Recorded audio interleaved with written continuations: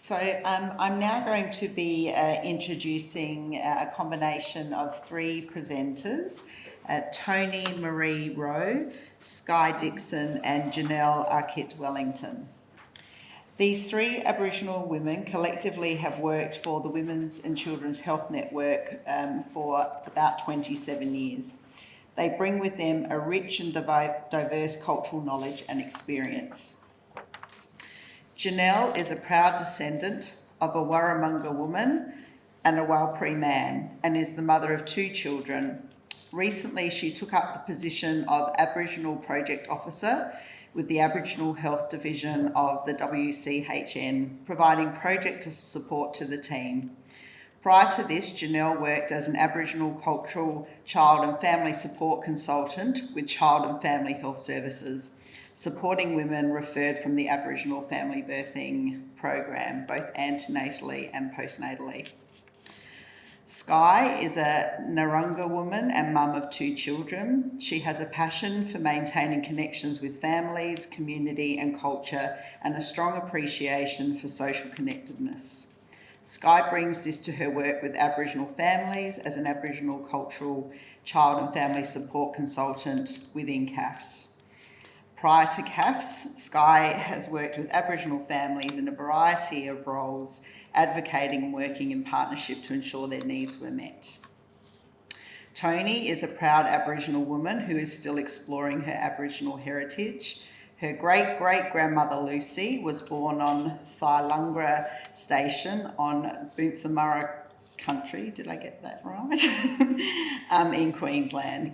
Over the last 6 years, Toni has had the privilege of working in partnership with many Aboriginal and non-Aboriginal women who have taught, guided and shared knowledge, and has continued to fuel her passion for improving Aboriginal health outcomes.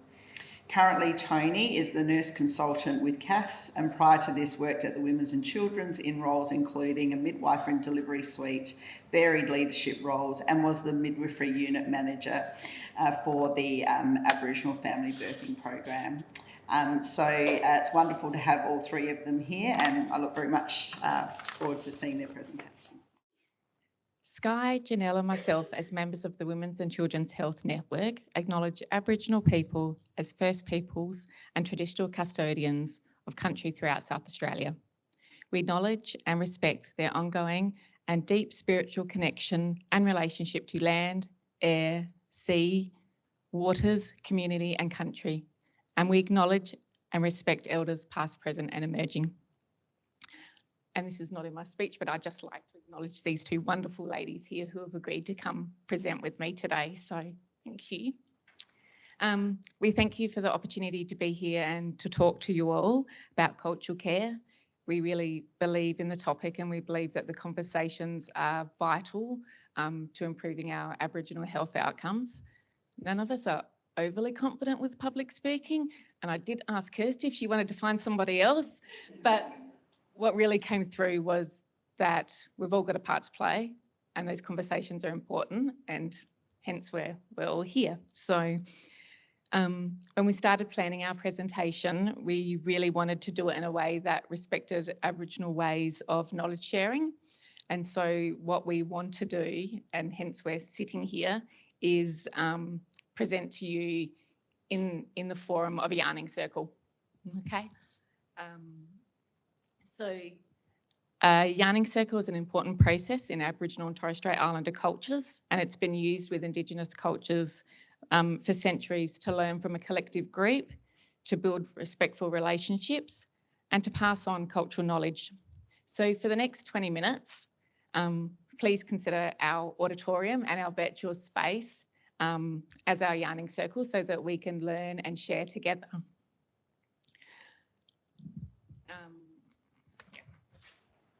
The purpose of that is to talk about how we've provided care to Aboriginal families through the antenatal and the postnatal periods, and to consider what everybody's role is when we're doing that.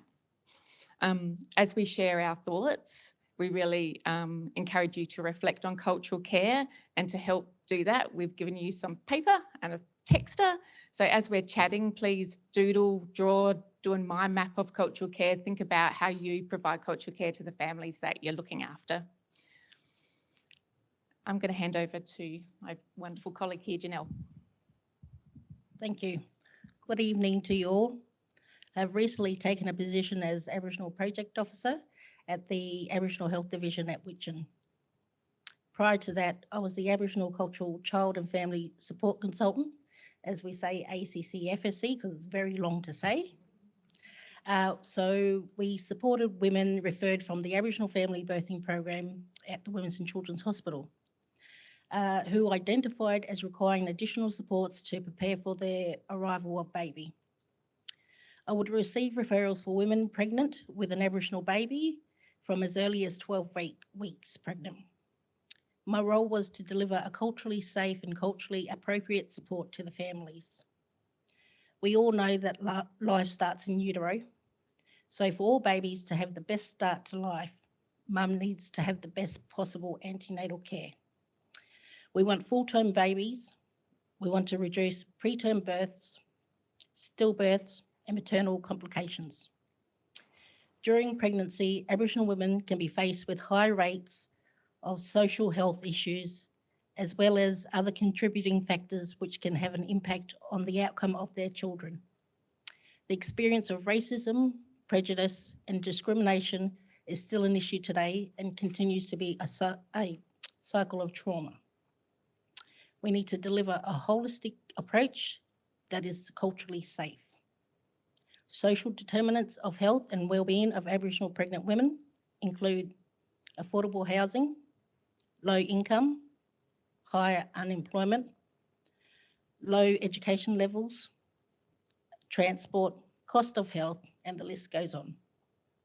We want mum and family to have a good physical and social environment so babies can grow and have a deep and lasting effect on child development. We want hospitals and community services to work in partnership and provide a continuity of care for families.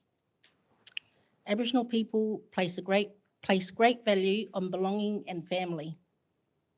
It is important to remember that we need to be mindful and respectful of extended family, kinship, and community structures when working with Aboriginal families, and to include them in meetings and decision making.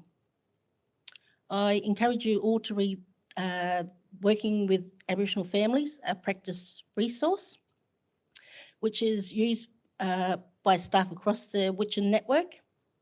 This was developed by Aboriginal staff within the Child and Family Health Services and Witchin. The resource provided some fundamental information on culturally appropriate approaches to working with South Australian families. And you can find that resource on the Witchin internet. So when it comes to caring for a culturally diverse community, work in partnership with Aboriginal workers as they hold the cultural knowledge. Be mindful and respect people and their culture. I'll hand over to Skye. Hi, have to admit, I've never held a microphone before in my life. So I'm the Aboriginal Cultural Consultant and Family Support Consultant for Child and Family Health Service. I just wanted to give a bit of information about what I've done and the work I've done. So I first started out as the Aboriginal Liaison Officer at the Women's Prison, and then went and worked at Yatala for a little bit, and then I went to work in the courts and with Aboriginal young Aboriginal children within the youth justice system.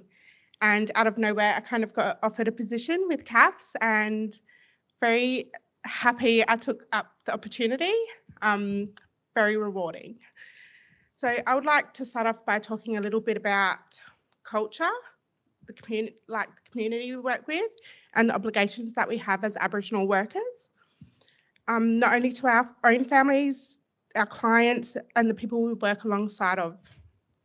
And I would also really love to touch base on our family dynamics.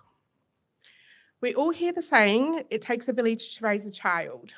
It's very true.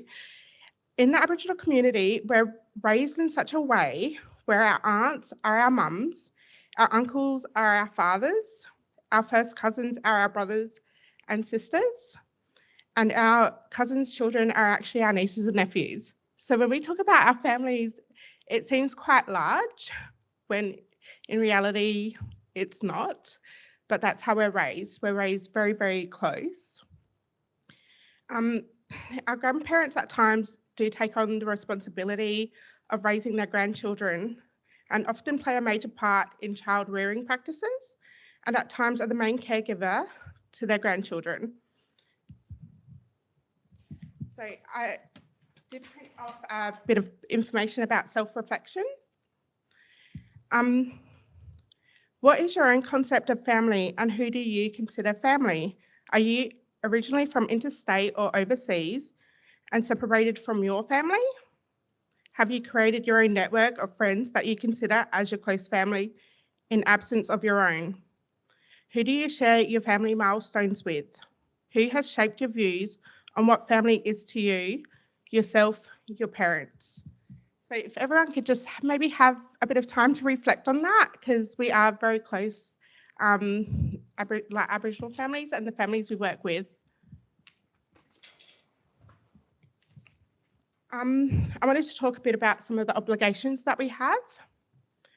So things like sorry business, we get a lot of families that have to travel interstate. They could be, or even just to rural, remote communities.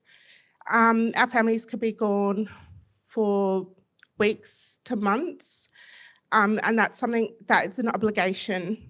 Like the Aboriginal families we work with are actually obligated to be there. There is literally no excuse for fellas to not attend funerals.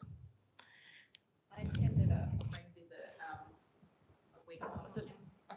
I attended a home visit not that long ago, and I'd gone out to Mum and her 8 children at her house. And when I got there, she said, "Yep, I've got the bus coming in an hour and a half to pick up me and the 8 kids, and we're all heading to Alice for sorry business, and I might be back in 4 weeks."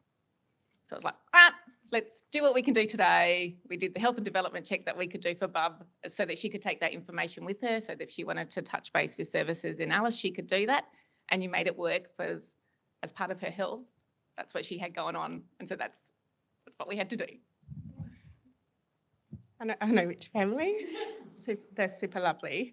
So we're obligated to at times attend community events and support family members through things like birth, hospital stays and treatments that they may require. So you can imagine that our work at times doesn't finish at 5 o'clock like everyone else's. I wanted to talk a little bit about Aboriginal business. All Aboriginal communities are different, and depending on the community and area that we're in, we have different protocols and ways of doing business.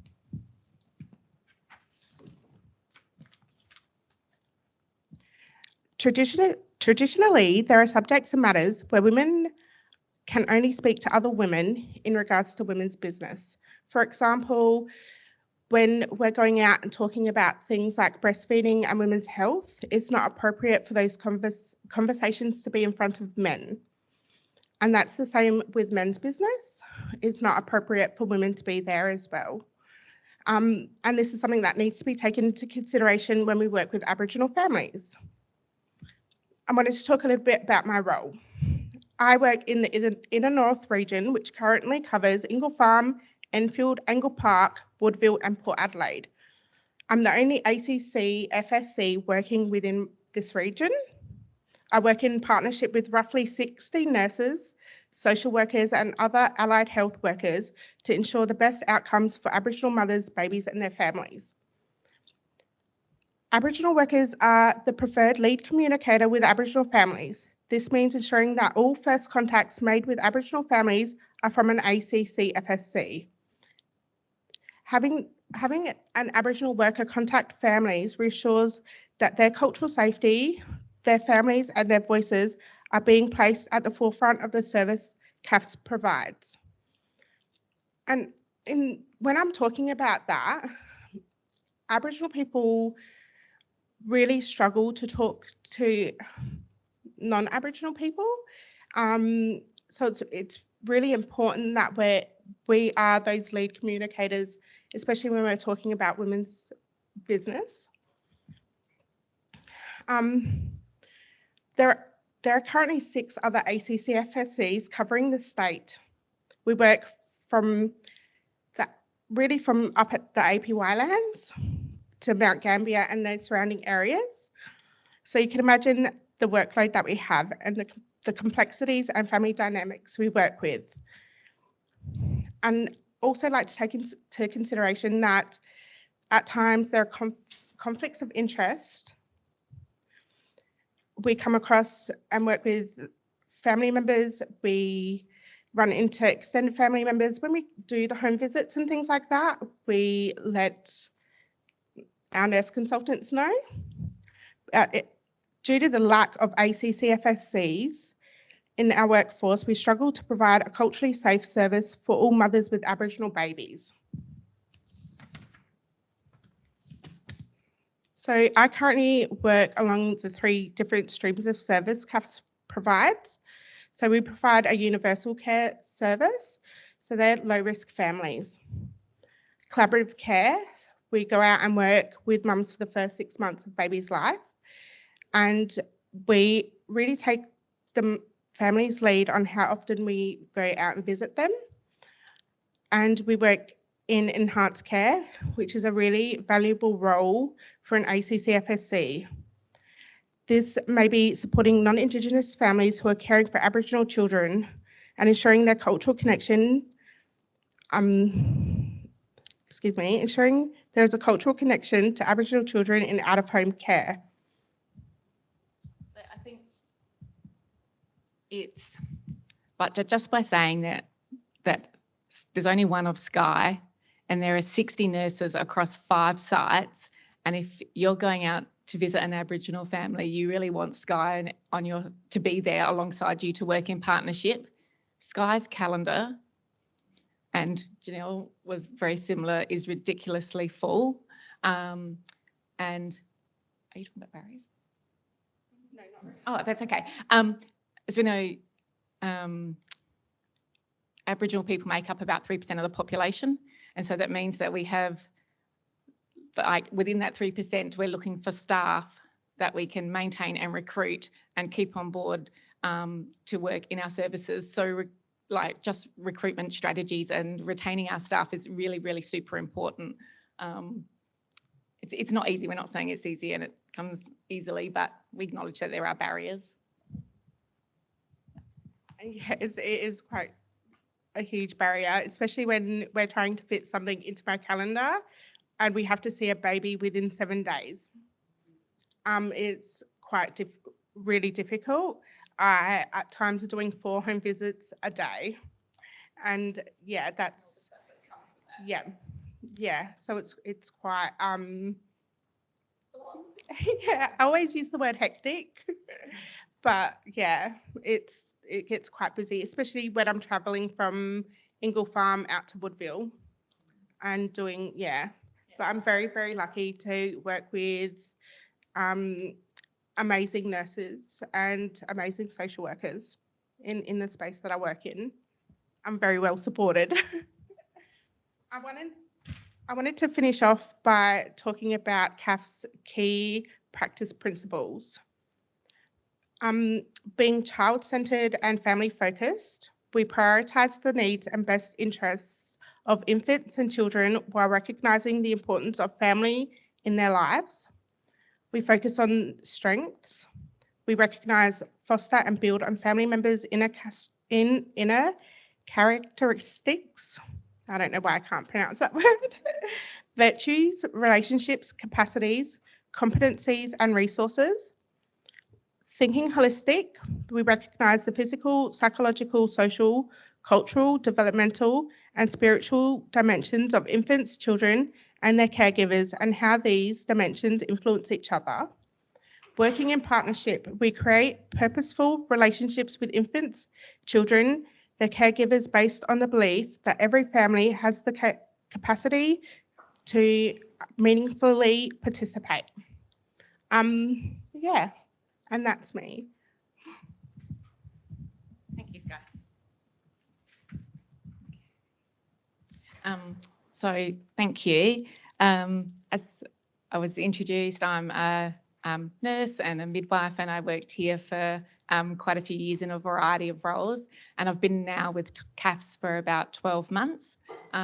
Prior to that, for the 4 years prior, I was with Perinatal, the Aboriginal Family Birthing Program. In that time, I had the absolute privilege of working in partnership with our Aboriginal maternal infant care workers, midwives, Dr. Rachel Earle, Kathleen Aim from the Aboriginal Health Division, other obstetricians and allied health professionals to provide that antenatal and postnatal care to our Aboriginal mums and their families. AFBP was formed from community consultation across South Australia, and it told us that Aboriginal women wanted Aboriginal hands looking after them. They wanted access to known midwives, to continuity of care and opportunistic education. AFBP was designed to meet the needs and wants of Aboriginal community, and it does that by blending both the clinical and the cultural care. The women are cared in AFBP by a partnership model where an AMIC worker and a midwife or Dr. Earle or the other obstetricians work in partnership when they're seeing our clients. And that's how we strived to provide culturally appropriate care. When you search cultural safety, cultural care, cultural competence, you get a variety of meanings and definitions. It can be quite overwhelming. The concept of cultural safety was developed in New Zealand healthcare system in the 1980s and was first proposed by Maori midwives when they were feeling unsafe in their training environments. It was then further developed as an explanation as to the poor uptake of health services in general. Nursing Professor Ramsden proposed that to move towards culturally safe practice involved 3 steps. 1, cultural awareness, where health professionals learn about cultural diversity. 2, cultural sensitivity, which is defined as accepting the legitimacy of difference and reflecting on the impact of the service provider's life experiences and their position on others. And 3, cultural safety, where the health interactions promote feelings of safety for the individuals or families. Importantly, it's not the midwife, nurse, or other health professional who determines whether the practice is culturally safe. It's the recipient of care. For me, the Congress of Aboriginal and Torres Strait Islander Nurses and Midwives' view of cultural safety makes sense. They see it as the final step on the continuum of nursing and midwifery care that includes cultural awareness, sensitivity, knowledge, and competence. Again, it's defined by the recipient's own experiences and not that of the care provider. In relation to Aboriginal and Torres Strait Islander health, cultural safety provides a decolonising model of practice based on dialogue, communication, power sharing, negotiation, and the acknowledgement of white privilege. These actions are a means to challenge racism at a personal and institutional level and establish trust in healthcare encounters.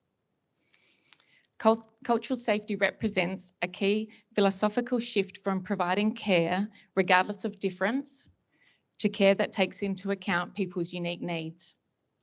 It requires health professionals to undertake an ongoing process of self-reflection and cultural self-awareness, and the acknowledgement of how their own personal culture impacts care. The CAFS Working with Aboriginal Families booklet tells us that developing cultural competence is a lifelong journey, developing your own ability to understand, communicate with, and reflect and effectively interact with people across all cultures. So we handed out a little picture of an iceberg, and this is within that CAFS working booklet. So the cultural iceberg model demonstrates the assumption of what we see and the reality of what people don't see in the clear visual diagram. We see an iceberg. The portion which is visible above the water in reality is only a small peach of a much larger whole. Similarly, people think of culture as the numerous observable characteristics of a group that they can see with their eyes, be it their food, dances, music, arts, and greeting rituals. When considering health assumptions, what assumptions do you make? Australians and New Zealand people have a very holistic definition of health, reflecting on the importance of social, emotional, spiritual and cultural well-being of individuals and whole communities. The understanding may be different to your own, and how can you care for someone with a differing view of health and belief? I was at a visit with Skye about 2 weeks ago, and we'd gone out for us to do our final visit after working with this family for 7 months, I think, and I was doing a health and development check for Bubs. And while we were there, our conversations became about what she had going on with family obligations, which interrupted our visit. She had to take some phone calls from family. I got to do my health and development check for Bub, but really part of her health was allowing her time to speak to what she needed to speak about with what was going on with her family. So that needed as much time as what our health and development check for Bub did. Yeah. And lots of those conversations she needed to have with Skye, actually. It was, yeah, really, really lovely. So I ask, what can you do in your practice when caring for Aboriginal and Torres Strait Islander families? Not all areas in the hospital and in healthcare have Aboriginal staff to work in partnership with when you're providing that blend of clinical and cultural care. How can you provide culturally sensitive care in the aim for the consumer to experience cultural safety? I forgot to say this at the beginning, but the three of us don't claim to be the experts in this topic whatsoever, and we all know that there's lots of Aboriginal countries across Australia, and we aren't speaking for everybody. So these are just our takeaway tips for what you can do as clinicians when providing culturally appropriate care. Number one, be aware of our country's history and the impact that colonisation has had and continues to have for Aboriginal and Torres Strait Islander people. Understand that past practices of government are still fresh in the minds of Aboriginal people today. Last week, I shared this with consent of my mum, by the way. Last week, my mum and I attended a Yes Campaign speakers event to learn more, and this was a really emotional evening with lots of stories shared. On the way home, my mum reflected on great-grandma Lucy's life. She was born on Bunthmar country and lived on a cattle station where she had several children. And when Aboriginal protectors or the police would come onto station, great-great-grandma Lucy would send my grandma running into bush to protect and ensure that she wasn't taken. My grandma married a non-Aboriginal man and they lived in a little town called Quilpie in Queensland. Mum recalls that my grandma was not allowed to join the bowling club because she was Aboriginal and her husband wasn't. Mum recalls for herself going to the movies with her and her siblings in the little country town, and it meant that her and her siblings would have to sit up the back, in the back row. A woman would come around with a torch, she'd shine it in Mum's face, she'd say, "You three nuns up the back." They probably couldn't see anything from sitting up the back. It was like a little flat place, but all the Aboriginal people had to sit up the back. So these few examples are my family history, and it's all happened in the last century. It's not that long ago, and it's really important that we remember that and that it still impacts people today. If you don't feel confident in our country's history, there's plenty of resources around to help support you through that. Be aware that hospitals can be scary places for Aboriginal people. Hospitals have a part in the history of removal of Aboriginal children, and this involvement can make coming to hospitals very challenging, let alone when English is not your first language. You are from rural Australia and may not have been to the city before. You have no family in Adelaide and feel alone. Number 3, relationship building and taking time to establish trust with Aboriginal people is vital. Any opportunity to provide continuity of care will benefit relationships and trust building. Number 4, share with Aboriginal people at the Women's and Children's Hospital. It has a Aboriginal liaison office, Takarindi, which is, I'm not sure whether you notice, is just down the hall on the corner. This place is dedicated to making Aboriginal people feel safe and is a space where Aboriginal people can come at any time. So another one is download the Witchin Culture app, which is just here on the wall. Create together our values. Create together. The dual signage project at Women's and Children's has created dual signage throughout Women's and Children's, and the app allows you to scan the names of places in the hospital to learn and practice the Kaurna language for the place. We are working on Kaurna country and how wonderful to pay respect to the Kaurna language by taking the time to learn the names of where you are. Consider when you use culturally appropriate resources, services such as Yarn, Wellmob, and the Australian Indigenous Health Infonet have easily accessible resources available. And number 7, if you have not seen the National Security and Quality Health Service Standards User Guide for Aboriginal and Torres Strait Islander Health, we encourage you to have a look. And just finally, Aboriginal health and improving our Aboriginal health outcomes is everyone's business. It doesn't belong to one particular service. We all have a role to play, and it's our own responsibility to educate ourselves, reflect on our practice, consider our own values and beliefs, and think about how those impact the families that we're trying to look after. Thank you.